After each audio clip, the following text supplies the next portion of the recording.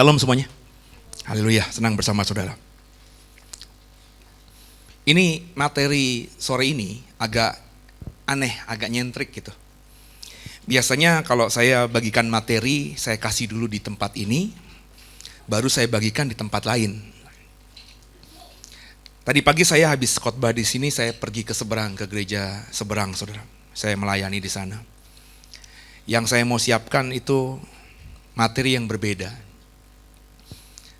Tapi entah kenapa dalam perjalanan, ya kurang lebih 5 menit, 7 menit saya dari sini ke seberang, ke junction, melayani di sana.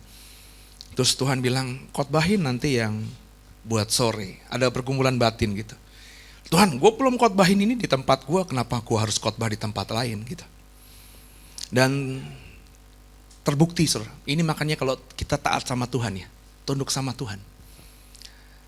Pas khotbah di sana materi yang saya mau bagikan ini, tiba-tiba Tuhan singkapkan di tempat itu. Yang tidak saya pahami sebelumnya ketika saya mengekspos khotbah ini. Nah pulang dari sana, saya menuju ke sini sekitar jam 12. Itu saya nyaris nangis saudara. Di jalan dari junction menuju ke sini. Karena saya dibukakan Tuhan justru ketika saya mau taat. Untuk hal yang kecil ini. Yakni sampaikan khotbah ini di gereja seberang. Dan akhirnya saya mendapatkan sesuatu yang tidak saya dapatkan ketika saya berhari-hari kemarin menggumuli apa yang saya mau sampaikan di malam hari ini. Jadi saya yakin nih ya, saudara yang dengarkan khotbah ini, kok tidak akan dapatkan sebelumnya. Ya. Tadi sehabis saya sampai di tempat ini jam 12, saya coba browsing di googling. Apa yang saya dapatkan di seberang tadi, itu pernah ada nggak materinya yang disampaikan oleh hamba Tuhan lain dan tercover di website mereka, kalau di googling itu bisa gitu. Dan saya tadi ada kurang lebih 15-20 menit coba membuka, saya klik Wahyu 12 in bahasa, Revelation 12 in bahasa Inggris gitu ya. Saya tidak menemukannya apa yang saya sampaikan tadi. Dan diberkatilah saudara. Saya diberkati luar biasa sungguh, saya mau bagikan berkat itu kepada saudara. Kita buka Wahyu pasal 12. Saya sudah mengekspos tentang Wahyu 12, terutama sangkakala Allah ke-7, sudah 2 seri. Minggu kemarin kita khotbah tentang sangkakala Allah ke-7, terus saya pernah khotbah juga tentang naga. Ya, siapa itu naga dan apa perannya di akhir zaman, itu sudah saya ekspos. Sekarang kita akan ngomongin soal perempuan dan keturunannya. Kita akan baca dulu berbalas-balasan. Pak Bimo bisa bantu saya nanti baca ayat yang genap bersama jemaat. Saya akan membaca ayat yang ganjil, saudara ayat yang genap bersama Pastor Bimo. Perikopnya Wahyu 12, perempuan dan naga, ayat 1 saya, ayat genap saudara nantinya. Demikian firman Tuhan. Maka tampaklah suatu tanda besar di langit. Seorang perempuan berselubung matahari dengan bulan di bawah kakinya, dan sebuah mahkota dari 12 bintang di atas kepalanya. 3, 1 ya. Ia sedang mengandung dan dalam keluhan, dan penderitaannya hendak melahirkan, ia berteriak kesakitan. Maka tampaklah suatu tanda yang lain di langit, dan lihatlah seekor naga merah padam yang besar, berkepala 7, bertanduk 10, dan di atas kepalanya ada 7 mahkota. Dan ekornya menyeret sepertiga dari bintang-bintang di langit, dan melemparkannya ke atas bumi. Dan naga itu berdiri di hadapan perempuan yang hendak melahirkan itu, untuk menelan anaknya, segera sesudah perempuan itu melahirkannya. Maka ia melahirkan seorang anak laki-laki yang akan mengembalakan semua bangsa dengan gada besi. Tiba-tiba anaknya itu dirampas dan dibawa lari kepada Allah dan ke tahtanya. Perempuan itu lari ke padang gurun, di mana telah disediakan suatu tempat baginya oleh Allah. Suatu ia dipelihara di 1260 hari lamanya. Haleluya, biji mata Tuhan. Kekasih Tuhan, ada terminologi perempuan di Wahyu pasal 12. Pertanyaannya, siapa perempuan dalam Wahyu pasal 12 ini? Kalau Bapak Ibu menggeluti tentang akhir zaman, ya saya selalu berkata berkali-kali, bukannya dengan nada sombong, tapi memang saya ketika pertama kali bertobat, materi tentang eskatologi akhir zaman itu makanan saya sehari-hari, saudara. Ya. Dalam dunia teologi, perempuan itu ditafsirkan ada 3. Ya. Pertama, Ada kelompok Kristen yang menafsirkan perempuan ini adalah Maria, ibu Yesus. Yang kedua, ada kelompok Kristen lain yang berkata bahwa perempuan ini adalah gereja. Gereja, orang Kristen. Yang ketiga, ada yang menafsirkan, kelompok Kristen menafsirkan perempuan ini adalah Israel. Nah, kalau saudara googling tentang perempuan dalam Wahyu pasal 12, kurang lebih banyak pendeta yang mengkhotbahkan ini, tapi tafsirannya ya tidak jauh dari 3 tadi. Kita pun nanti, saya pun nanti tidak akan jauh dari 3 tadi. Ya. Cuma problemnya yang mana? Yang kita bisa pahami ketika Yohanes menulis pakai terminologi perempuan ini, di kacamata Yohanes, di benak Yohanes, perempuan itu siapa? Apakah Maria, ibu Yesus? Apakah gereja Tuhan? Atau Israel itu, saudara? Ini penting, saudara.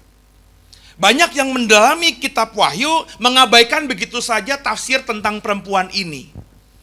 Tapi kalau kita benar-benar mendalami dengan sungguh, Bapak Ibu akan menemukan yang namanya kebenaran sejati. Bahkan bagi saya, Wahyu 12 yang menafsirkan tentang perempuan ini, kalau Bapak Ibu nanti sepakat dengan tafsir saya, Bapak Ibu akan menghadapi akhir zaman itu benar-benar sangat tenang.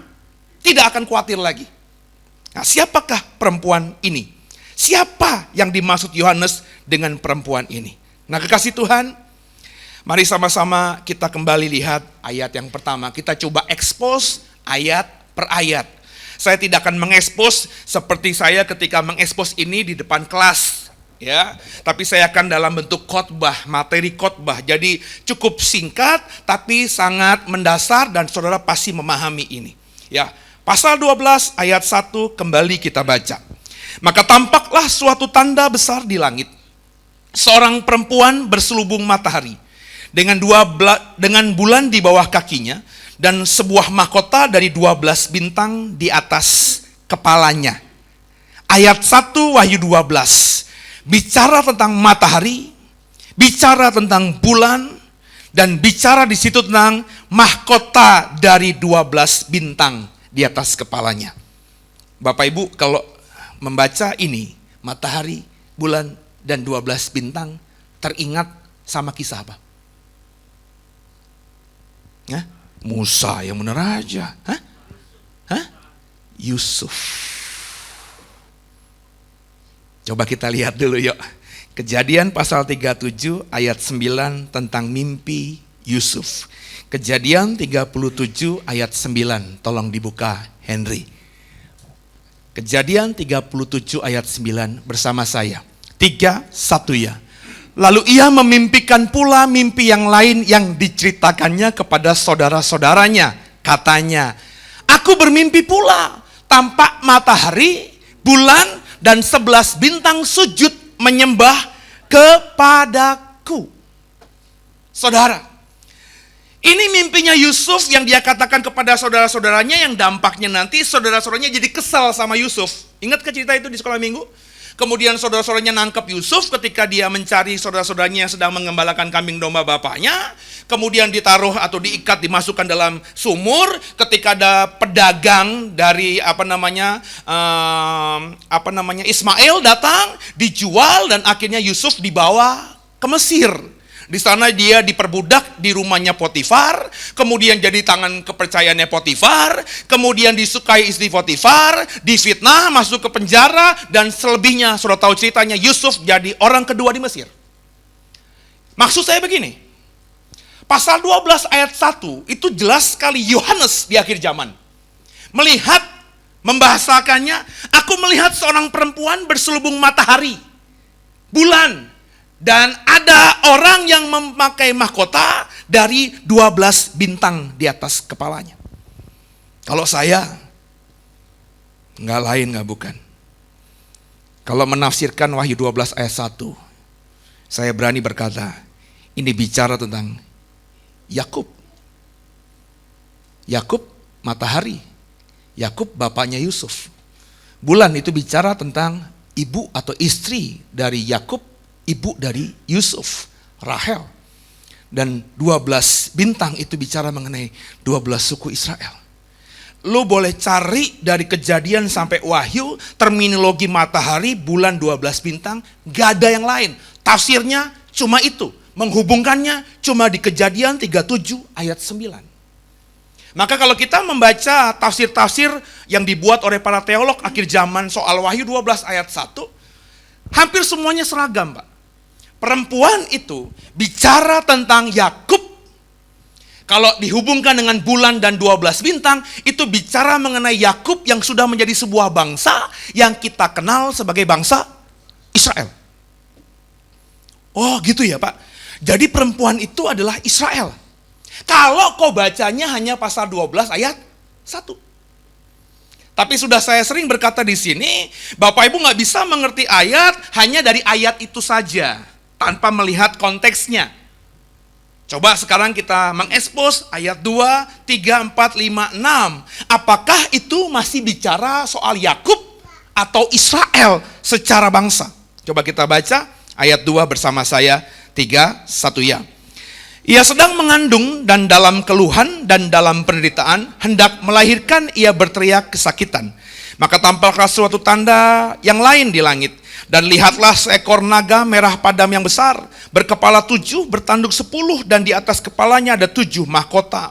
Dan ekornya menyeret sepertiga dari bintang-bintang di langit, dan melemparkannya ke atas bumi. Dan naga itu berdiri di hadapan perempuan yang hendak melahirkan itu, untuk menelan anaknya, segera sesudah perempuan itu melahirkannya. Maka ia melahirkan seorang anak laki-laki yang akan mengembalakan semua bangsa dengan gada besi. Tiba-tiba anaknya itu dirampas dan dibawa lari kepada Allah dan ke tahtanya.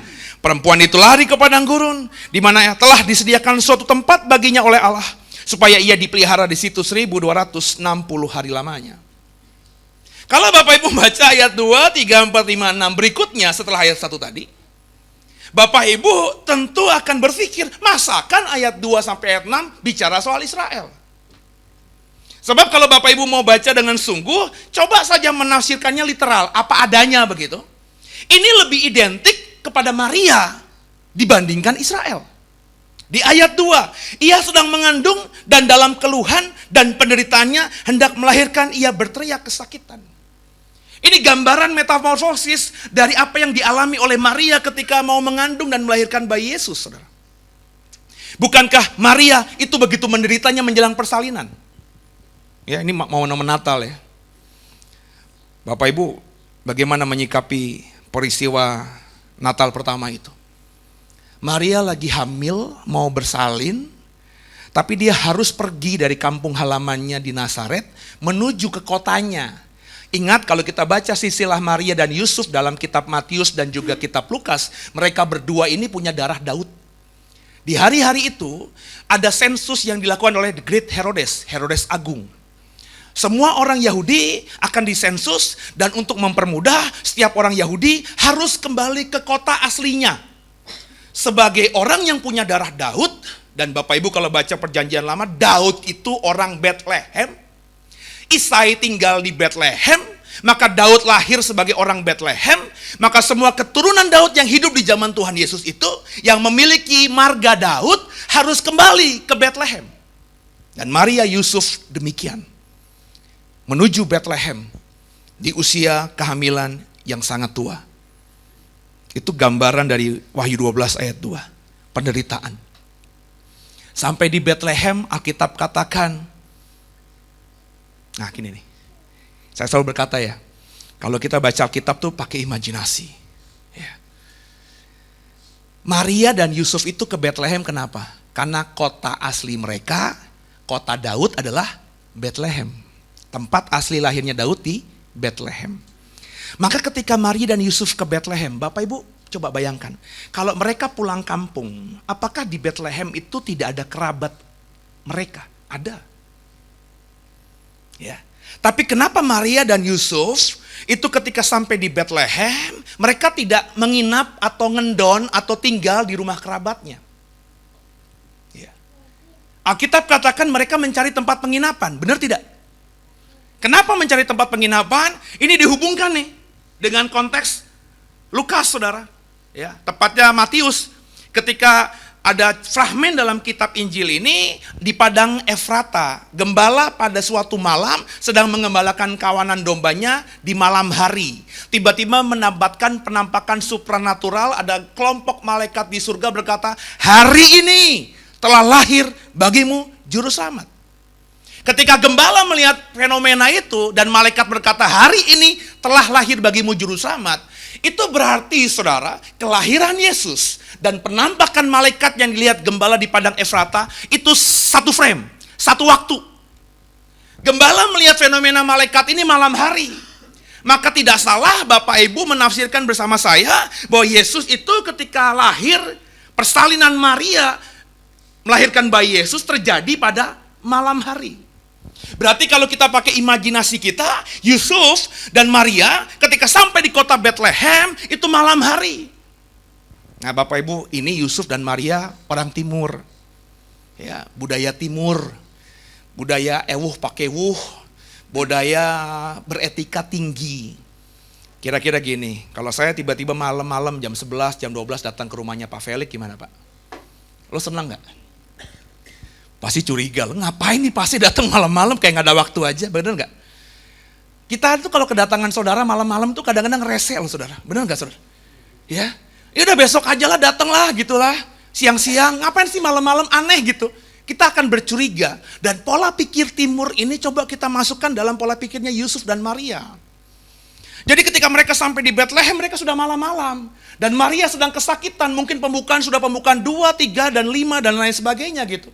Ya, untuk tinggal atau cari rumah saudaranya, zaman dulu belum ada Google Map gitu saudara ya. Ya, apalagi Maria dan Yusuf sudah lama merantau, untuk cari rumah kerabatnya di sana yang saya yakin banyak agak kesulitan. Maka untuk mempermudah mereka cari tempat penginapan.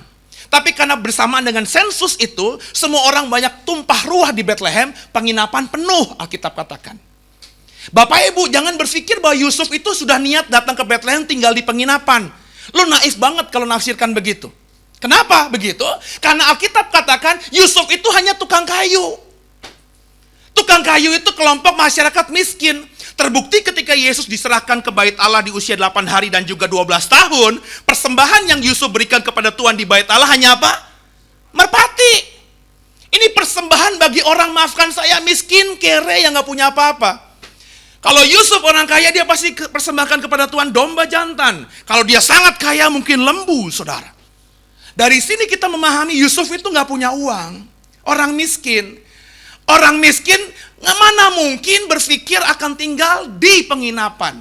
Tapi Alkitab katakan malam hari itu Yusuf cari penginapan. Kenapa? Saya tadi pakai imajinasi. Mungkin dia melihat istrinya sudah kesakitan. Dia mau cari rumah tetangganya atau keluarganya, kerabatnya di Bethlehem. Dia nggak enak karena sudah malam-malam. Maka dia coba ketuk setiap penginapan. Ada kamar kosong apa tidak? Saya berani yakin Pak, Yusuf itu cuma cari tempat bermalam hari itu doang. Lewat itu, besok paginya, ayo Maria kita keluar. Sebab kalau nanti udah waktunya check out, kita nggak check out, kita nggak bisa bayar lagi nih. Yuk kita cari rumah saudara kita. Kurang lebih begitu ceritanya. Ya. Jadi Yusuf tinggal di penginapan itu karena terpaksa. Nggak punya uang, nggak mungkin nginep panjang. Karena penuh, Alkitab katakan apa? Dia akhirnya ditawarkan sebuah tempat. Ya kita ngomongnya kandang, tapi bukan kandang saudara. Ya, jahat saudara kalau berpikir Yesus itu tinggal di kandang atau lahir di kandang. Ya, ada palungan gitu ya, ada kambing domba. Nggak begitu saudara. Di budaya sana orang itu tidak pelihara kambing domba dekat rumahnya. Jadi Bapak Ibu jangan berpikir gitu ya, oh itu kandang kuda gitu ya. Bukan saudara. Dikatakan di sana itu bentuknya goa. Goa alami saudara. Di Israel, di Bethlehem itu dikelilingi oleh bukit-bukit batu yang ada goa-goanya, saudara. Dan kalau ada goa di luar kota, itu diambil orang, dibeli orang sebagai properti untuk naruh binatang-binatang peliharaannya. Entah itu kuda, unta, supaya bisa bermalam di situ. Tidak ada orang zaman dulu yang punya rumah, terus punya peliharaan disimpan di rumahnya atau di samping rumahnya. Seperti zaman sekarang, seperti Pak Wijaya. Ya, punya rumah terus pelihara ayam gitu, nggak mungkin saudara ya. Jadi itu agak keluar sedikit ya. Maka saya berani pastikan Yesus lahir itu agak sedikit di luar kota Bethlehem, Di goa yang pada zaman itu konteks itu dipakai orang sebagai tempat pelihara binatang. Terpaksa saudara, nggak ada lain, nggak ada bukan. Yang saya mau katakan kepada saudara, Maria memang menderita ketika mau melahirkan Yesus. Itu tafsir yang sangat jelas dari pasal 12 ayat 2. Coba kita lihat lagi ayat yang keempat bagian B-nya.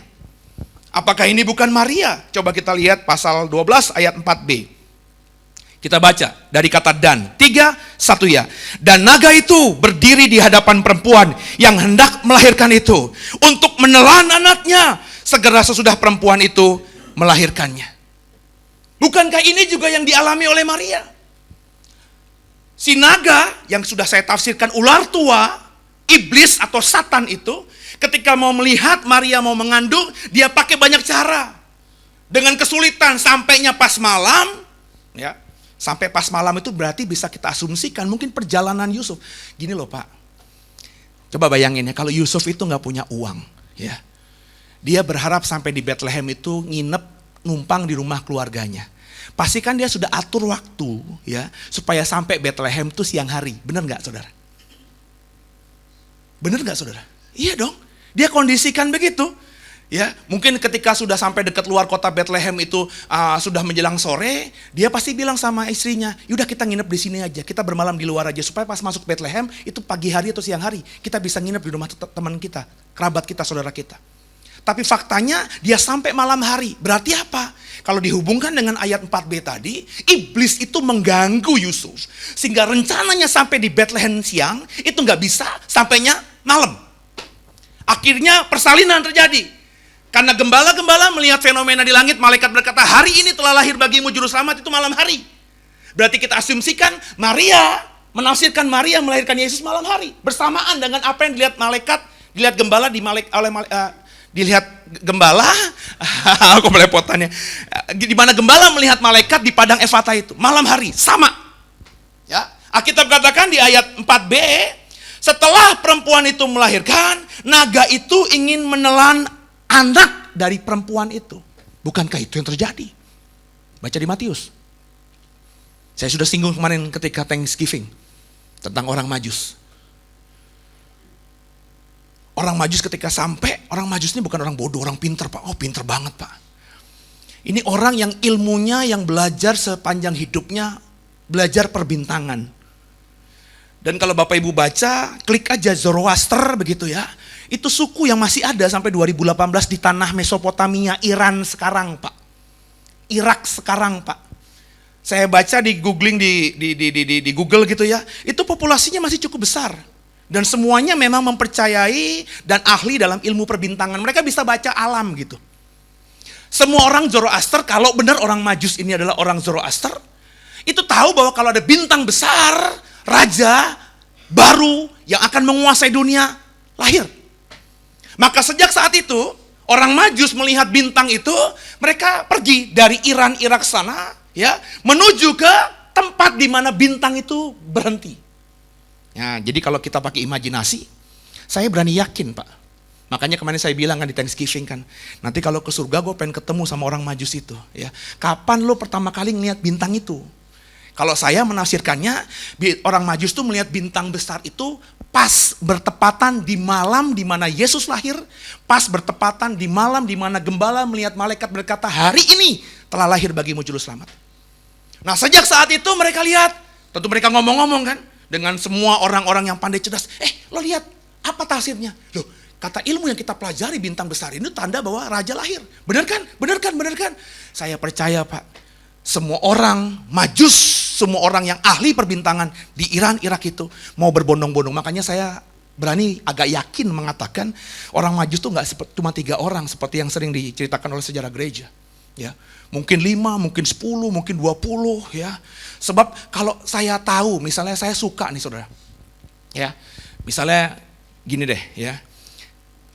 Ada berita di akhir tahun 2018 ini, misalnya di Mall Alam Sutra dekat rumah saya, ada ya diskon, ada super diskon, misalnya khususnya yang saya sekarang lagi sering koleksi, Hot Wheel series misalnya.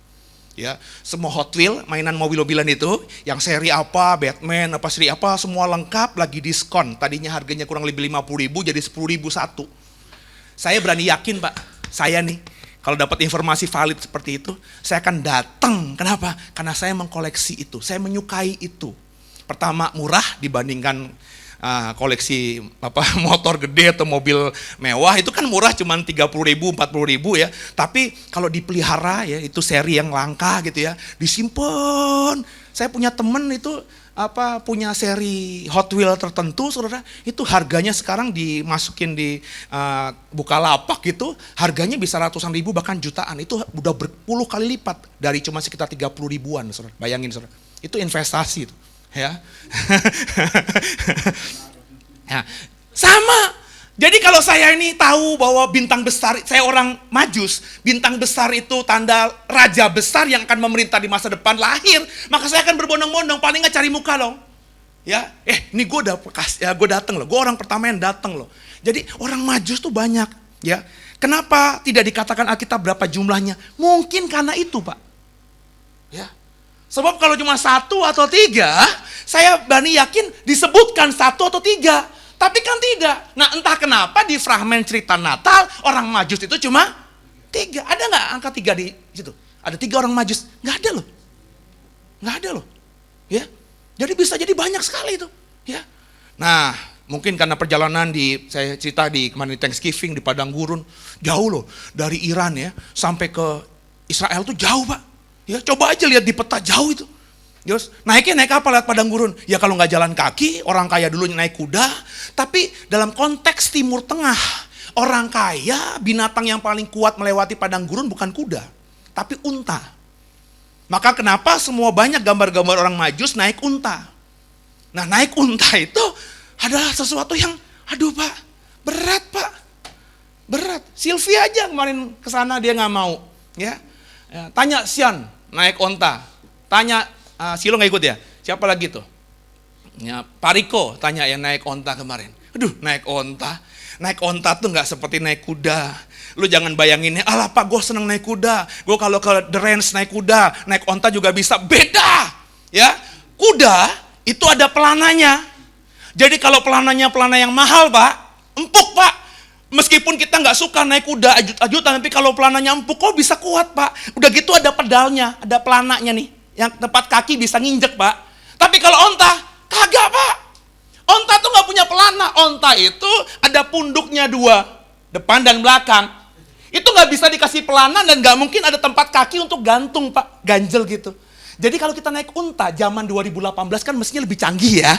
Ya, zaman sekarang aja naik onta kaki tuh gantung Pak. Jadi tergantung untanya, kalau untanya besar, maafkan saya, kita agak ngangkang begitu Pak. Di sini pundak, di punduk, di belakang punduk. Dan biasanya supaya kita bisa pegangan, kan nggak mungkin pegangan punduk itu empuk Pak. Jadi isinya kan air itu, nggak mungkin kita pegang. Maka ditaruhlah di sini tongkat Pak. Makanya kalau Bapak Ibu nanti ada kesempatan ke Israel naik ke Gunung Sinai, itu disarankan cuma pas naik Gunung Sinai saja, naik unta. Pas turun nggak boleh naik unta. Kecuali kau maksa, tapi saya berani yakin kalau kau maksa kau akan menderita luar biasa. 3 jam dari bawah menuju Sinai, pertengahan Sinai 3 jam Pak naik unta. Itu berat Pak. Ya. Kalau perempuan nanti ada berkat ke sana ya, maka saya bilang yang perempuan tuh naik pakai pampers. Kalau nggak pakai pampers, aduh repot.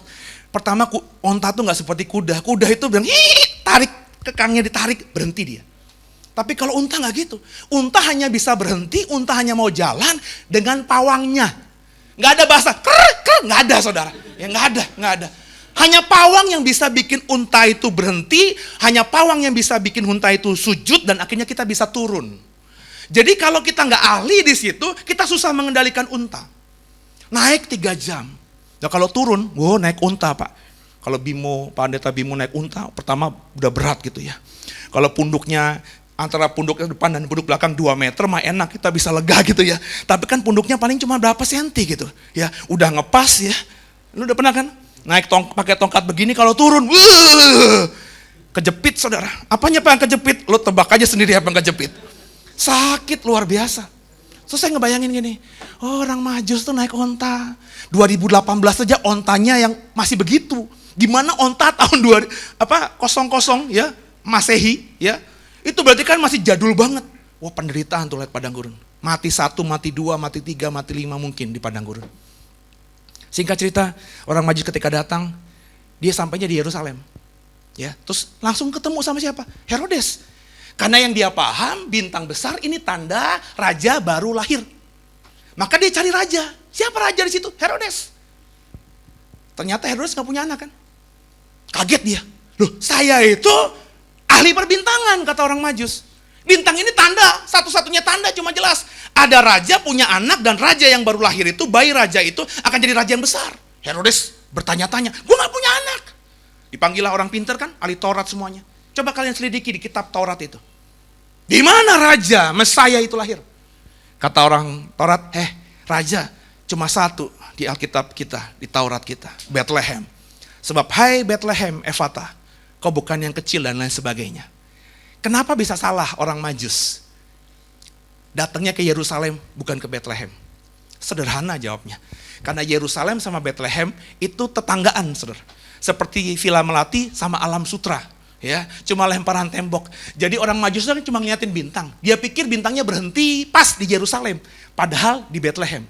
Kalau Bapak Ibu sudah ke sana ngerti, Bethlehem sama Yerusalem itu cuma lewat border doang, saudara. Bethlehem wilayah Palestina, Yerusalem wilayah Israel. Jadi kalau mesti nyebrang harus lewat border di mana tentara Israel akan memeriksa orang-orang yang tidak punya paspor Israel dan lain sebagainya. Saudara kekasih Tuhan, ketika Herodes akhirnya tahu bayi raja yang baru lahir itu di Bethlehem, dia kasih pesan sama orang Majus. Kalau kamu sudah temu, lapor lagi, benar nggak? Tapi tidak, orang Majus dikasih penglihatan, lo langsung pulang aja. Ditunggu-tunggu kok nggak datang. Herodes marah. Akhirnya kasih perintah, semua anak yang di bawah 2 tahun harus dibunuh. Itu pembunuhan paling keji yang dicatat oleh The Great Herodes. Herodes itu satu sisi, saudara, disembah orang, dikagumi orang, karena dia membangun bait Allah yang sudah hancur di zaman Nebukadnezar. Tapi meskipun demikian, saudara, Herodes itu tidak disukai sama orang Yahudi, karena darah yang dimilikinya darah kawin campur. Ya. Nah, ketika orang Yahudi tidak begitu suka sama Herodes, terus Raja Herodes dengar ada raja baru yang baru datang, yang baru lahir, dia marah luar biasa. Maka semua anak bayi 2 tahun dibunuh. Kenapa bayi 2 tahun dibunuh? Bukan 3 tahun, bukan 4 tahun, bukan 5 tahun. Karena saya berani yakin, itu informasi valid dari orang Majus. Orang Majus mungkin bilang gini sama Herodes, nggak dicatat di Alkitab. Tapi kan saya selalu bilang, kalau baca Alkitab pakai imajinasi. Mungkin orang Majus bilang begini, Raja, sekitar hampir 2 tahun lalu kami lihat bintang itu ada tiba-tiba muncul di langit. Dan sejak kami tahu ada bintang besar dan tandanya itu bayi baru lahir, maka kami tinggalkan kampung halaman kami mengikuti bintang itu. Makanya ketika sampai di Herodes tahu cerita itu, dia menyimpulkan pokoknya semua bayi yang baru belum sampai 2 tahun harus dibunuh. Dan itu yang dicatat oleh kitab Injil. Bukankah itu tafsir yang paling pas dari Wahyu 12 ayat 4. Di mana naga itu ingin menelan anak perempuan itu segera sesudah perempuan itu melahirkannya. Jadi kalau begitu, Pak Seno, yang benar yang mana dong? Kalau ngomongin Wahyu 12 ayat 1, tafsir yang paling pas kata Pak Seno tadi ngomongin matahari, bulan dan 12 bintang adalah Israel. Sedangkan dari ayat 2 sampai dengan ayat 6, kalau kita baca pelan-pelan, benar kata Pak Seno tadi, tafsir yang paling pas adalah Maria. Jadi mana Pak? Perempuan itu Israel atau Maria? Nah, kekasih Tuhan, biji mata Tuhan, biarlah Alkitab yang menjelaskan Alkitab. Mari sama-sama saudara, kita baca lagi ya ayat berikutnya. Kita sampai di ayat 13 dan ayat yang ke-14. Mari sama-sama saya, Wahyu 12 ayat 13-14 bersama saya. 3, 1 ya. Dan ketika naga itu sadar bahwa ia telah dilemparkan di atas bumi, ia memburu perempuan yang melahirkan anak laki-laki itu. Kepada perempuan itu diberikan kedua sayap dari burung nasar yang besar, supaya ia terbang ke tempatnya di padang gurun, di mana ia dipelihara jauh dari tempat ular itu selama 1 masa, 2 masa, dan setengah masa. Ini kalau ngomongin tafsir ayat 13-14 saja bisa panjang, Mbak. Ya. Seingat saya pernah nulis ini, itu bisa 10 lembaran lebih, ya. Sangat banyak sekali, tapi kalau kita fokus pada perempuan ini, kita bisa pertajam supaya lebih singkat lagi. Dikatakan di ayat 13, ayat 14, saudara biji mata Tuhan, bahwa naga, ular tua, Satan, iblis itu memburu perempuan itu. Perempuannya siapa? Apakah Israel atau Maria? Kalau kita membaca kisah tentang kelahiran Yesus, sebenarnya saudara, iblis Satan tidak pernah mengejar Maria. Kalau kita mau pakai dunia profetik, saudara, dunia roh begitu, yang tidak disukai Satan bukan Marianya, tapi siapa? Anaknya, Yesus itu. Makanya terbukti ketika Yesus lahir, bahkan ketika Yesus mau melayani Tuhan, melayani Bapaknya, Yesuslah yang digoda lewat pencobaan di padang gurun. Baik-baik baca, setelah Maria melahirkan Yesus, Alkitab kita loh, bukan saya loh, tidak pernah mencatat iblis mau mengganggu Maria lagi. Maria tidak menjadi objek iblis lagi. Yang menjadi objek iblis untuk dijadikan bahan godaan Yesus dan kemudian murid-muridnya. Biji mata Tuhan. Kalau kita baca ayat 13, ayat 14, Alkitab katakan perempuan itu diberikan kedua sayap dari burung nasar yang besar, sehingga ia bisa selamat. Dibawa ke padang gurun, ada sekian masa itu. Ini saya tafsirkan, ngomong ayat 13, ayat 14. Bisa jadi Maria, tapi saya lebih senang menafsirkan ayat 13, ayat 14 ini dengan Israel.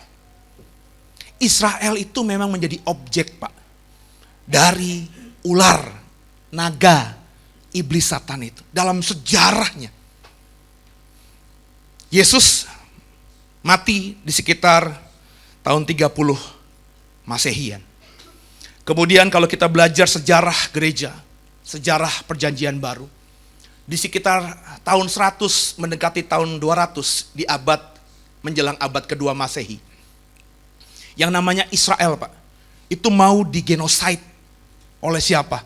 Romawi. Ada masanya, saudara, pemerintahan Romawi sudah kesel dengan orang-orang Yahudi ini. Sehingga semua orang yang ada di tanah Palestina, di Yerusalem dan sekitarnya, itu dibunuh. Sehingga orang-orang Yahudi yang masih sehat, yang masih punya kekuatan, itu melarikan diri. Sedangkan orang-orang Yahudi yang benar-benar radikal, seperti orang Zelot, orang yang memang benci sama pemerintahan Romawi, itu menggalang kekuatan. Mereka keluar dari Yerusalem. Kenapa? Mereka nggak bisa aman di Yerusalem karena semua orang Yahudi dibunuh oleh orang Romawi. Mereka lari kemana? Kalau kita baca dalam sejarah gereja dan sejarah dunia, orang Yahudi akhirnya lari ke tempat yang namanya Bukit Masada. Bukit Masada adalah sebuah bukit yang berada di gurun Yehuda. Ya, itu kurang lebih ada di sekitar Laut Mati, agak ke sana, Qumran ke sana lagi. Ya, Bukit Masada itu bukit yang tinggi, di mana untuk akses ke sana sampai sekarang aja sulit. Sehingga kalau Bapak Ibu mau ke sana itu harus naik kereta gantung begitu. Sebab kalau naik jalan kaki agak berat sampai ke sana. Di sanalah mereka menggalang kekuatan. Sejarah gereja, sejarah dunia mengatakan begitu. Ketahuan sama orang Romawi. Maka Bukit Masada itu orang Romawi nggak bisa masuk ke atasnya. Karena jalannya cuma satu dan berliku-liku. Dan kalau orang Romawi, pasukan Romawi semua lewat jalan itu menjadi bulan-bulanan orang-orang Israel yang di atas dengan panah. Mati konyol mereka. Tapi orang Romawi cerdik. Kalau kita belajar sejarah gereja, mereka akhirnya bilang, kita nggak usah nyerang ke sana. Kita putuskan saja, ya, akomodasi dari atas ke bawah. Maka mereka membangun kemah di sekeliling lembah Masada itu. Sehingga orang Yahudi yang di puncak itu terisolasi. Mereka bisa hidup hanya dari perbekalan yang mereka bawa. Di sana kering, Pak. Air susah. Dan akhirnya lambat laun semua perbekalan habis. Orang Yahudi mau turun gak bisa. Ya, mereka mau bertahan pun tak bisa.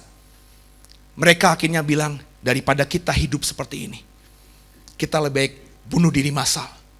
Supaya menjaga harkat bahwa kita ini tidak pernah menyerah. Dan akhirnya sejarah dunia mengatakan mereka bunuh diri massal di Bukit Masada itu. Sejak saat itu, Pak, namanya bangsa Yahudi hilang dari peredaran. Ratusan tahun. Sampai akhirnya menjelang tahun 1900-an. Di mana-mana bangsa Yahudi, bangsa Israel udah nggak ada jati dirinya. Tapi orang yang mengaku saya adalah orang Yahudi. Saya keturunannya Abraham, Ishak dan Yakub, mulai menjadi orang yang berpengaruh di beberapa tempat termasuk Amerika, Eropa dan lain sebagainya. Semua penemu-penemu kalau kita baca itu punya darah DNA Yahudi. Hitler ketika berkuasa kita baca itu, dia bilang bangsa Arya, itu sukunya Jerman, adalah suku yang paling terkemuka di muka bumi. Tapi orang lain bilang, kagak lah, Yahudi, karena itu adalah umat perjanjian. Akhirnya dia gak suka, kesal sama bangsa Yahudi, kurang lebih begitu. Maka dia ketika menyerang Eropa Timur, ya orang Yahudi banyak tersebar di Eropa Timur, ditangkap semuanya, diselisih, dimasukkan ke kamp konsentrasi. Dan akhirnya sejarah dunia mencatat, 6 juta orang Yahudi mati dibunuh oleh Nazi Hitler. Sejarah gereja mencatat, Pak, bahwa naga, si ular itu, iblis Satan itu memang terus mengejar perempuan yang saya tafsirkan Israel ini. Tapi akhirnya setan gak bodoh, Pak. Setan tahu firman gak? Tahu, Pak. Ya, dia baca ini, Yohanes berkata, dan ketika naga itu sadar bahwa ia telah dilemparkan ke bumi, ia memburu perempuan yang melahirkan anak laki-laki itu. Terus ayat 14-nya, Satan baca, Pak. Jangan dipikir Satan tuh ketika baca ayat firman Tuhan, tidak kuat, panas, nggak gitu, Pak. Satan baca ayat, Pak. Ketawa lagi anak kecil. Jadi jangan bilang setan tuh takut sama ayat-ayat. Setan baca, Pak. Pak, setan itu tahu musuh besarnya orang Kristen. Orang Kristen tuh pegangannya Alkitab. Maka setan baca Alkitab, Pak, supaya apa? Bisa menggoda, memutarbalikkan fakta. Itu yang digunakan kepada Hawa kan? Dia pakai firman, dia putar balikan. Itu yang dia gunakan kepada Yesus di padang gurun kan? Pakai ayat, Pak, diputar balikan. Ya, makanya hati-hati nanti. Setan ada yang berdiri di mimbar ini loh, bukan saya tapi ya. Ya, yang memutar balikan firman. Hati-hati, ya. Dan kalau kita baca, setan tahu, baca ayat 14 tadi. Perempuan itu, kata Yohanes, diberikan kedua sayap burung nasar supaya ia terbang ke tempat di padang gurun di mana ia dipelihara jauh. Setan mikir nih, kalau pakai saya imajinasi nafsir gini, setan mikir, percuma lah gue nyerang perempuan itu.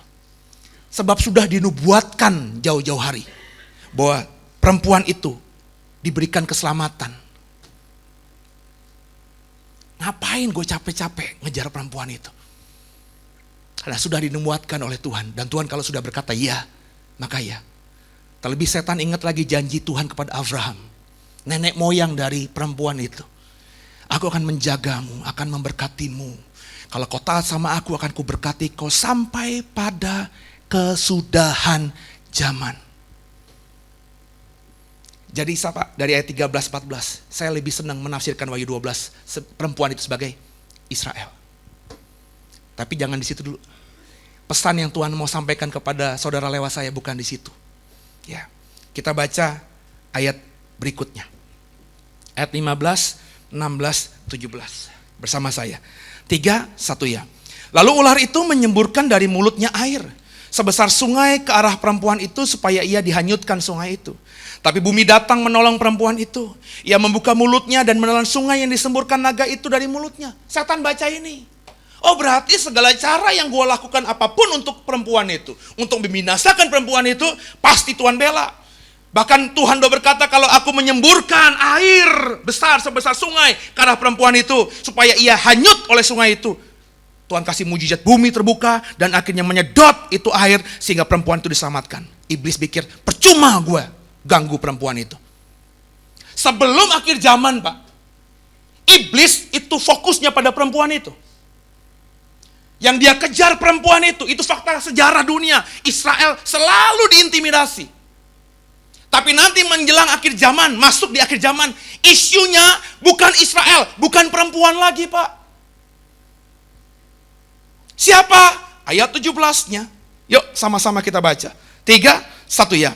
Maka marahlah naga itu kepada perempuan itu. Lalu pergi memerangi keturunannya yang lain. Yang menuruti hukum-hukum Allah dan memiliki kesaksian Yesus.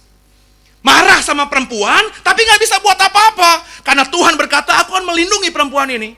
Dan karena tidak punya kekuatan membunuh perempuan ini, iblis mengalihkan energinya Tidak lagi mengejar dan memburu perempuan ini, tapi memburu keturunannya yang lain. Kalau kita baca tadi di ayat di atasnya, perempuan punya anak. Anaknya itu Yesus, Pak. Ya, memang Maria ibu Yesus, tapi bukankah Maria juga bagian dari Israel? Yesus lahir sebagai orang Israel. Dan kalau kita baca di ayat 4, 5, 6 tadi, akhirnya Yesus dibawa kembali ke surga. Dia tidak bisa mengejar anak perempuan itu. Kemudian ketika dia gak punya kesempatan mengejar anak perempuan itu, dia mengejar perempuan itu. Sejarah dunia membuktikan itu. Tapi ketika dia tahu, percuma juga dia mengejar perempuan itu, dia marah sama perempuan itu. Tapi gak bisa buat apa-apa, cuma marah. Dan mengalihkan energinya untuk mengejar keturunannya yang lain. Keturunan perempuan yang lain di ayat 17, itu siapa? Kalau kita baca di ayat kalimat berikutnya, yakni orang-orang yang menuruti hukum-hukum Allah dan memiliki kesaksian Yesus. Coba kita buka beberapa ayat supaya kau mengerti siapakah keturunan perempuan yang lain itu. Galatia 3 ayat 16. Galatia 3 ayat 16. Haleluya. Coba dibuka bersama saya. 3, 1 ya. Adapun kepada Abraham diucapkan segala janji itu dan kepada keturunannya. Tidak dikatakan kepada keturunannya. Seolah-olah dimaksud banyak orang, tetapi hanya satu orang. Dan kepada keturunanmu, dijelaskan oleh Paulus siapa keturunan tunggal dari Abraham itu, yaitu Kristus. Bapak Ibu biji mata Tuhan. Jadi jelas saudara, keturunan yang mewarisi berkat Abraham itu bukan orang Israel yang banyak itu sebenarnya, tapi fokus kepada Yesus. Anak kandung dari perempuan ini adalah Yesus. Yesus sudah dibawa ke surga. Perempuan itu dikejar, iblis akhirnya marah, gak bisa mengapa-ngapain perempuan itu. Dia mengalihkan kepada keturunan perempuan-perempuan yang lain. Nah, orang Katolik ya, itu lebih suka menafsirkan perempuan itu adalah Maria. Ya. Tapi sebenarnya gugur penafsiran mereka itu. Karena orang Katolik itu menganggap tinggi Mariologi itu, Maria itu. Saya di sini tidak sedang memperdebatkan benar atau salahnya. Saya cuma memakai alur pikir mereka. Maria bagi kelompok seberang itu dianggap sebagai perempuan suci, Pak. Perawan seumur hidupnya. Ya. Jadi habis menikah dengan Yusuf, Maria tidak ditiduri oleh Yusuf. Maria mengandung dari Roh Kudus, benar ya? Ketika bayi Yesus lahir, ini dalam ilmu Mariologi mereka, Yusuf itu tahu siapa bayi Yesus. Sehingga akhirnya menjaga kesucian Maria. Sehingga Maria ketika habis melahirkan Yesus, dia perawan sampai matinya. Maka disebut perawan suci. Itu iman orang Katolik terhadap Maria. Sehingga kita paham akhirnya bagaimana mereka menempatkan tingginya Maria itu. Jadi kalau Wahyu 12 dibilang Maria, jelas bukan. Karena Alkitab katakan perempuan itu punya keturunan yang lain. Memang kan benar Pak, Maria punya keturunan lain. Iya, kalau kita baca di Matius 13 ayat 55, coba dibuka aja. Maria punya memang keturunan yang lain. Dalam hal ini kalimat lebih tepatnya Yesus punya saudara-saudara. Yuk kita lihat dulu yuk. Matius 13 ayat 55. Matius 13 ayat 55. Bukankah ia ini anak tukang kayu? Bukankah ibunya bernama Maria dan saudara-saudaranya Yakobus, Yusuf, Simon, dan Yudas? Ya saudara. Tapi orang Katolik punya argumentasi, tafsir lagi. Ini bukan anak Maria, nggak jelas dikatakan anak Maria. Yang jelas dikatakan Yesus punya saudara-saudara yang lain. Maka bagi mereka Pak, tafsirannya begini. Yusuf itu ketika menikahi Maria, bukan menikahi Maria ketika dia masih perjaka. Yusuf ini ketika menikahi Maria, perawan Maria, dia sudah tua dan sudah duda. Dia sudah pernah menikah sebelumnya, dan dia sudah punya anak-anak dari perempuan yang menjadi istri sebelum dia memperistri Maria. Itu kenapa kata mereka ya, ketika ia menikahi Maria dan Maria diketahui mengandung bukan dari dirinya, dia dengan mudahnya berkata cerai. Kenapa? Karena gue udah punya pengalaman lah, udah gak nikah sama perempuan gak apa-apa, kurang lebih begitulah ya. Dan itu kenapa akhirnya dikatakan, loh itu kenapa? Yusuf itu muncul hanya sampai ketika Yesus 12 tahun. Habis Yesus dibawa ke bait Allah, ya, diserahkan sebagai anak Taurat di usia 12 tahun, nama Yusuf hilang dari peredaran. Ditafsirkan mati. Berarti memang Yusuf itu ketika menikahi Maria sudah tua. Dan yang disebutkan tadi, anak-anaknya itu adalah anak-anak Yusuf dari istri sebelumnya. Saudara tiri Yesus, kakak tiri Yesus. Ya. Itu orang seberang. Ya. Tapi dari ayat Matius 13:55 tadi, kan tidak terlalu kuat ya. Jadi saya juga bisa menafsirkan, enggak, itu anaknya Yusuf dari Maria. Jadi ketika Yesus sudah lahir, ya Maria sama Yusuf berhubungan suami istri. Akhirnya lahirlah adik-adik tiri Yesus. Kenapa saya bilang adik tiri? Karena satu rahim dari rahim Maria, tapi lain bapak. Yesus bukan anak darah dari Yusuf. Karena Yusuf gak punya andil apa-apa. Spermanya bukan sperma Yusuf. Maria mengandung karena Roh Kudus. Ya. Tapi kalaupun dikatakan benar keturunan yang lain itu anak-anak Maria tadi, Bapak Ibu. Ya. Memang Alkitab mengatakan Yakobus dan Yudas, yang disebutkan dari 5 saudara Yesus tadi, itu menjadi pemimpin gereja. Yudas itu adalah kitab yang kita baca sebelum Wahyu. Jadi kitab Yudas itu bukan Yudas Rasul, tapi Yudas saudara Yesus yang menuliskannya. Yakobus itu adalah saudara tiri Yesus yang paling fenomenal. Kalau kita baca kitab Injil, saudara Yesus yang lain ketika Yesus masih hidup gak percaya sama Yesus. Kenapa gak percaya? Ya mereka hidup bersama-sama satu rumah kok dengan Yesus. Kalau Yesus itu kakak mereka, ya namanya kakak. Bapak Ibu yang sudah punya kakak tahu dong, ya. Ada yang punya kakak di sini? Kebetulan saya nggak punya kakak. Yang punya kakak ada? Lo pernah dizolimi nggak sama kakak? Ya, waktu kecil gitu ya, terus rumah berantakan, mama marah. Bukan aku, tuh adik tuh, ya. Kalau dikasih perintah sama orang tua, mas, bang, sapu ya. Orang tua pergi, kita karena kakak, sapu sama adik kita yang paling kecil. Kita biasa diintimidasi. Jadi saya yakin budaya seperti itu ada. Bapak Ibu tuh jangan ngebayangin Yesus itu ketika lahir di bumi itu ya menjadi malaikat gitu. Saya yakin kenakalan masa anak-anak itu ya lumrah, biasa. Sebab kalau Yesus sudah benar-benar kayak malaikat sejak bayinya, itu pasti saya percaya abang-abangnya Yesus, kakek adik-adiknya Yesus, kerabat Yesus lain ketika Yesus berkhotbah ngikutin. Tapi gak ada yang ngikutin saudara. Jadi Yesus itu tumbuh seperti normal lainnya. Nangkap saudara ya? Nah, ketika Yesus mati, ya, Alkitab tidak mencatat saudara Yesus ada di bawah kaki salib Yesus. Tapi Alkitab mencatat Maria ibu Yesus setia di bawah kaki salib Yesus. Maria ini pulang ketemu sama anak-anak yang lain sambil nangis hancur hatinya. Kakakmu, adikmu, terserah tafsir saudara ya, itu mati. Aku sudah melihat semua badannya hancur dimasukkan dalam kubur. Anak-anak yang lain lihat mamanya hatinya hancur, pasti yakin mamanya benar kakak mereka atau adik mereka yang namanya Yesus mati. Tapi Alkitab katakan kemudian, ketika Yesus bangkit, Yesus menampakkan diri paling tidak kepada hampir sekitar 5.000 orang. Itu jumlah yang besar, saudara. Ya. Dan banyak tafsir mengatakan Yesus tampil dalam tubuh kebangkitan kepada saudara-saudaranya. Sehingga akhirnya mereka yang tadinya gak percaya sama Yesus jadi percaya. Yudas bertobat, Yakobus bertobat. Kalau kau baca Kisah Rasul 15, ada perdebatan teologis tinggi antara kelompok Petrus dengan kelompok Yakobus. Maafkan saya, kelompok Petrus dengan kelompok Paulus. Kelompok Paulus itu menginjili orang di luar Israel dengan perkataan, kalau kau percaya Yesus, kau pasti selamat. Kau masuk kelompok kami sebagai orang Kristen, pengikut Kristus. Tapi kelompok Petrus nggak berkata begitu. Enak aja loh begitu.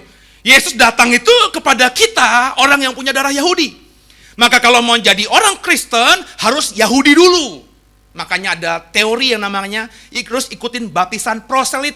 Baptisan sebagai orang Yahudi. Kalau sudah jadi orang Yahudi, mewarisi darah Abraham, maka kita baru boleh jadi orang Kristen.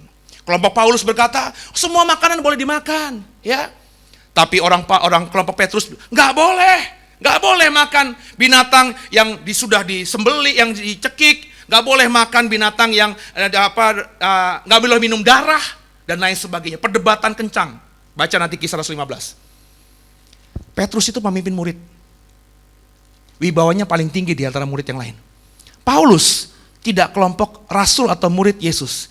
Tapi ketika dia mulai melayani, dampak pelayanan Paulus lebih bombastis daripada 11 atau 12 murid Yudas diganti Matias yang lainnya. Tapi tiba-tiba muncul, kalau kau baca Kisah 15, itu yang ketok palu dan memutuskan apa kesimpulan dari sidang itu, orang yang namanya Yakobus. Banyak pendeta bilang itu Yakobus Rasul, saya bilang bukan. Yakobus Rasul yang adalah anak Zebedius, kakak dari Yohanes, itu sudah mati. Yakobus Rasul, kakak dari Yohanes, anak Zebedius itu martir pertama dari kelompok rasul. Dari 12 orang ya yang menjadi murid Yesus, yang mati pertama itu Yakobus. Kisah 15 setelah kematian Yakobus. Jadi siapa Yakobus itu? Saya menafsirkannya, Yakobus ini saudara Yesus. Tapi kenapa Pak tiba-tiba wibawanya lebih tinggi dari Petrus, lebih tinggi dari Paulus? Semata-mata karena Yakobus punya DNA yang sama dengan Yesus. Nangkap Pak? Ada kemiripan. Mungkin ahemnya sama. Mungkin brewoknya sama. Namanya saudara-saudara.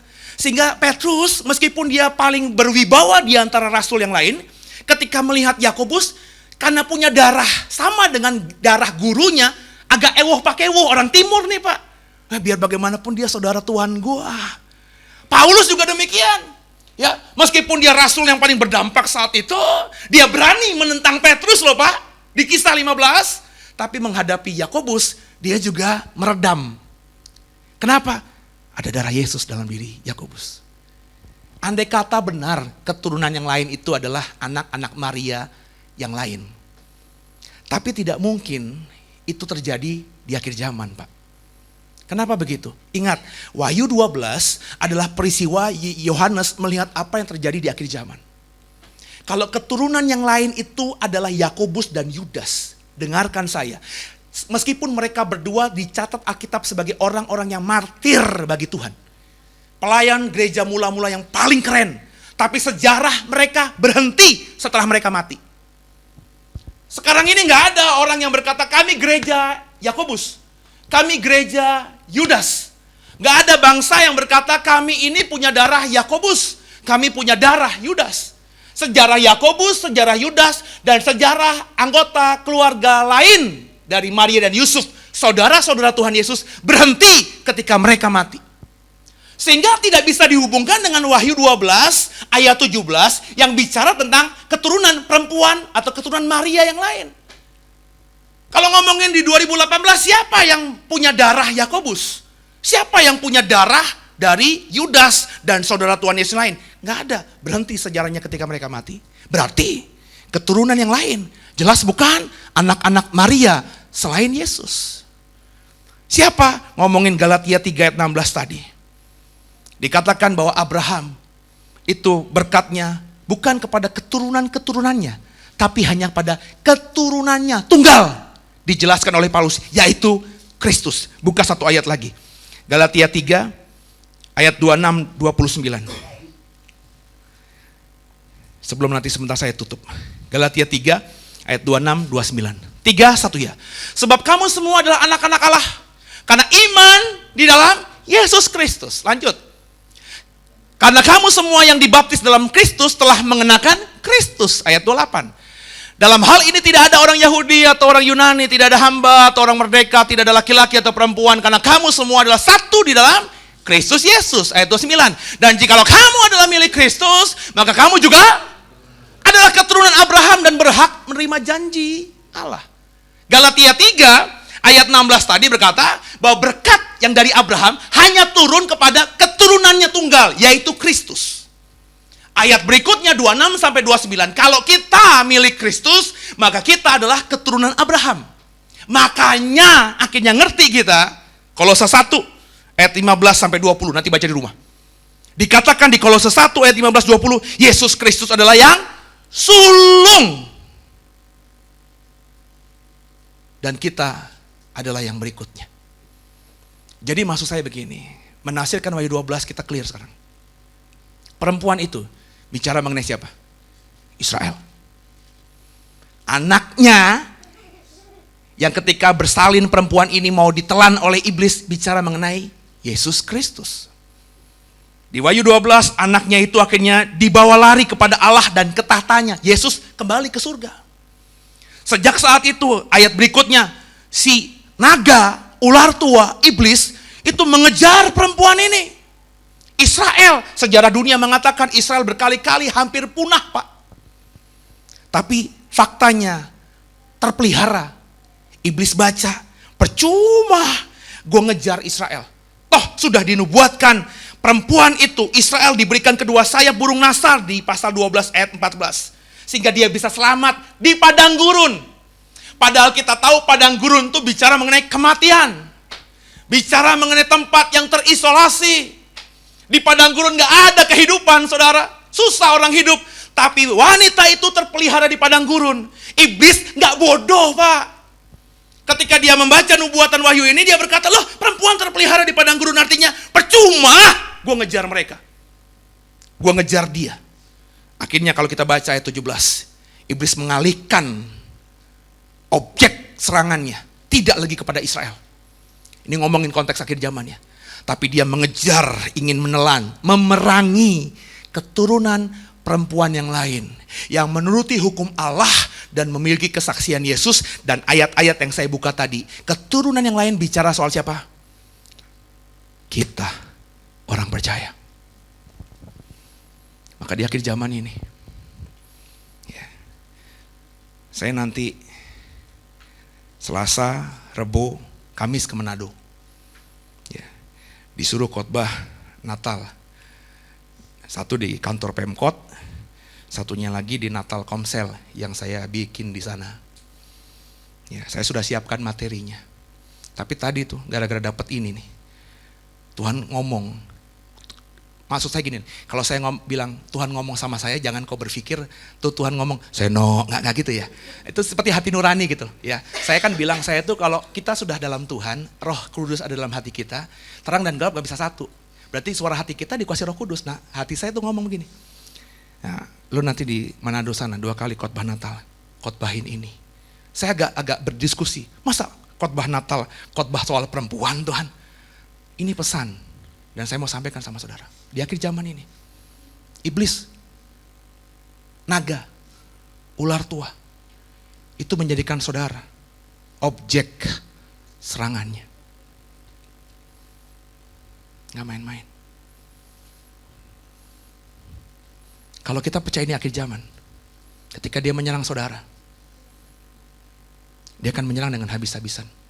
Dia akan berhadapan muka dengan saudara. Menariknya gini saudara,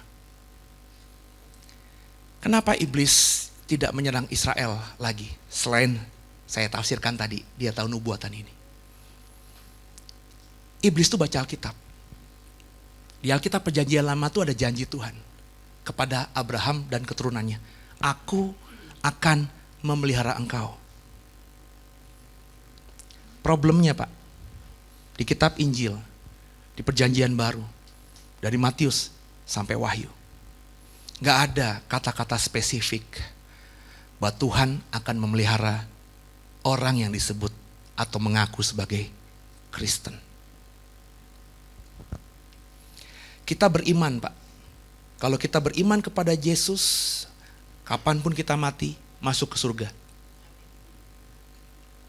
Kita selamat bukan karena perbuatan, kita selamat hanya karena iman.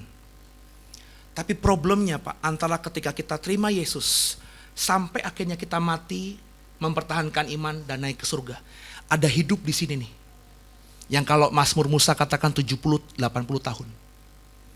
Dan disinilah daerah di mana kita, Alkitab katakan, di bawah kolong langit ini gak ada yang pasti. Iblis tahu celahnya. Orang Kristen itu meskipun dijanjikan Tuhan selamat karena iman kepada Tuhan, tapi sudah dikatakan Paulus harus berjuang sampai akhirnya. Berarti selama orang Kristen itu hidup 70 tahun, 80 tahun. Ada peluang. Iblis melihat peluang bisa menghancurkan orang percaya. Dan di akhir zaman ini, dia akan tinggalkan tahtanya. Dia tidak lagi perintahkan jenderal-jenderalnya. Dia akan turun langsung berhadapan muka dengan saudara. Saya sudah pernah ngomong di minggu lalu. Kalau dia berani menghadapi Adam dan Hawa, come on. Adam dan Hawa itu iblis tahu diciptakan Tuhan dengan tangannya Tuhan. Dibentuk dengan tangannya Tuhan. Dia berani loh. Alkitab katakan bahwa Yesus pun Tuhan Juru Selamat kita. Itu berani ditantang sama iblis muka dengan muka. Saya pernah khotbah kan kemarin kan? Di percobaan yang ketiga, Yesus ditantang. Ditantang apa ditantang tuh? Tantang ya? Tantang. Ya, tantang sumatang lah ya. Maksudnya kan dibopong. Dari tempat gurun dia dicobai menuju ke hubungan bait Allah. Ditantang itu tafsiran sederhananya apa? Dibopong, dipeluk. Iblis berani meluk Yesus untuk dicobai, Pak. Jadi kalau Bapak Ibu memahami siapa naga itu, dan faktanya bahwa dia sekarang menjadikan saudara dan saya objek serangannya, gak boleh main-main. Tapi dengarkan saya mau tutup dengan apa yang saya dapatkan tadi ketika saya dipaksa Tuhan khotbah ini di gereja seberang. Saya gak dapat kemarin, Pak. Semalam pun tanya istri, saya baru tidur jam 1, saya mendalami lagi apa yang Tuhan taruhkan, benar gak? Itu saya belum dapat pencerahan, iluminasi. Baru tadi saya mau khotbah di seberang itu khotbah yang lain, temanya Natal. Karena khotbah terakhir saya di tahun 2018 di tempat itu dalam momen Desember. Saya mau khotbah tentang Natal. Tiba-tiba Tuhan ngomong, khotbah ini, saya gak punya pengalaman sebelumnya. Khotbah sebuah materi di tempat lain lebih dulu daripada di The Way. Biasanya saya khotbah di The Way dulu, maksud saya kalau saya sesat pun, yang saya sesatkan domba-domba sendiri gitu loh saudara. Nangkep ya? Paling gak saudara kalau saya khotbah salah, saudara berani mendebat saya. Kalau saya yakin udah yakin, saudara nggak ada yang mendebat saya berani khotbahkan ini di tempat lain. Ini tadi, selama saya menggembalakan The Way 4 tahun, baru pertama kali saya khotbah sesuatu yang baru di tempat lain dan baru hari ini, baru sore hari ini. Saya sampaikan kepada saudara. Tuhan buka, meskipun begitu Sen, lo nggak perlu takut. Meskipun setan jadikan dirimu objek serangannya di akhir zaman, lo nggak perlu takut. Kenapa? Yuk, 5 menit lagi. Kembali baca pasal 12 ayat 1. Yuk, ini kebenaran yang saya yakin akan membuatmu bangga tentang siapa dirimu di mata Tuhan. Pasal 12 ayat 1. Maka tampaklah suatu tanda besar di langit, seorang perempuan berselubung matahari dengan bulan di bawah kakinya dan sebuah mahkota dari 12 bintang di atas kepalanya. Bicara mengenai perempuan dan keturunannya. Bicara mengenai Israel. Dan kita juga lewat Yesus adalah Israel rohani. Benar ya? Kita mewarisi Abraham dari Yesus. Yesus sang sulung, kita berikutnya. Itu yang sudah saya sikapkan tadi. Nah Bapak Ibu, membaca Alkitab, jangan kau dipotong-potong dikotomi dengan perikop, pasal, dan ayat. Sebab judul perikop, pasal, dan ayat baru diberikan ratusan tahun setelah Alkitab ini ada. Jadi gini maksud saya. Bicara Wahyu pasal 12 ayat 1. Kau gak bisa hubungkan, atau kau tidak bisa tidak hubungkan dengan ayat di atasnya. Pasal 11 ayat 19 yang mau kita baca sebentar. Ketika Yohanes nulis menjadi kitab Wahyu, itu satu rangkaian kalimat. Mungkin tak terpisahkan paragraf. Nah, sedihnya saya pun baru dapat tadi ketika membaca, menafsirkan Wahyu 12 ini selalu meskipun saya tahu teorinya ya, nggak boleh membatasi tafsir dari perikop, pasal, dan ayat. Tapi karena sudah ada pasal 12 ayat 1, perikopnya perempuan dan naga, kita fokusnya ke situ saja. Nah, tadi tuh, tiba-tiba ketika lagi duduk mau naik ke mimbar, Tuhan lihat baca ayat 19-nya. Lo selalu bilang jemaat lihat konteks dekat, lihat konteks dekat. Lo nggak lihat konteks dekatnya. Coba kita baca ayat 19 pasal 11. 3, 1 ya. Maka terbukalah bait suci Allah yang di surga. Dan kelihatanlah tabut perjanjiannya di dalam bait suci itu. Dan terjadilah kilat, deru guruh, gempa bumi, dan hujan es lebat. Ini sudah saya khotbahkan di minggu lalu. Bahwa ketika sangkakala Allah ketujuh, tiba-tiba Yohanes melihat bait Allah terbuka. Dan terlihatlah tabut perjanjian Allah di bait Allah yang di surga. Dilihat siapa? Yohanes. Saya sudah jelaskan di minggu lalu bahwa namanya tabut perjanjian itu pertama kali, maafkan saya, terakhir kali muncul di Alkitab, di mana peristiwa ketika Daud mengangkat tabut itu dari rumahnya Obed-Edom, nah untuk dibenerin, Obed-Edom menuju ke kota Daud. Dia bangun kemah suci, dia begitu senangnya membawa tabut itu kembali ke kotanya. Dia berperilaku seperti orang yang luar biasa mengekspresikan suka. Dia menari, nyaris telanjang, ingat ceritanya? Sampai istrinya yang anaknya Saul bilang, lu tuh gila ya, lu tuh raja. Tapi kok kelakuan kayak gitu sih? Kurang lebih begitu. Ya, habis itu tabut perjanjian ada di kemah suci di kota Daud. Kalau kau baca, nggak pernah lagi muncul kata tabut perjanjian setelah peristiwa itu. Banyak tafsir. Nebukadnezar ketika menyerang Yerusalem, bait Allah hancur, tabut perjanjian dibawa ke Babel. Ada yang tafsir lagi mengatakan, enggak gitu, ketika tentara Babel mengepung Yerusalem, tiba-tiba ada orang-orang yang dipilih oleh imam utama untuk membawa tabut perjanjian diam-diam. Itu politiknya banyak, Pak. Lihat aja di National Geography atau di History Channel gitu saudara ya. Itu dibangun katanya terowongan keluar sampai kota Yerusalem dan tabut itu dibawa ke Ethiopia. Kenapa Ethiopia? Karena ada sejarahnya Ratu Sheba dari Ethiopia menikahi Salomo, punya hubungan. Makanya kalau kau ke Israel sekarang, kau bisa lihat tentara-tentara, polisi-polisi yang hitam-hitam, negro-negro. Itu bukan orang cabutan, Pak, itu orang Yahudi. Orang Afrika yang punya darah Yahudi. Singkat cerita gini, tabut perjanjian tiba-tiba muncul kembali kata itu di Wahyu 11 ayat 19.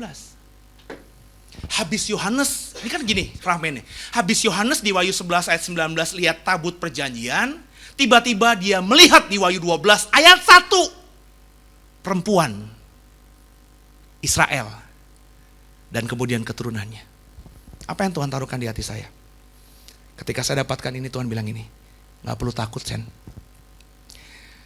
Sebab kau dan orang percaya saudaramu lain di mataku adalah tabut perjanjian.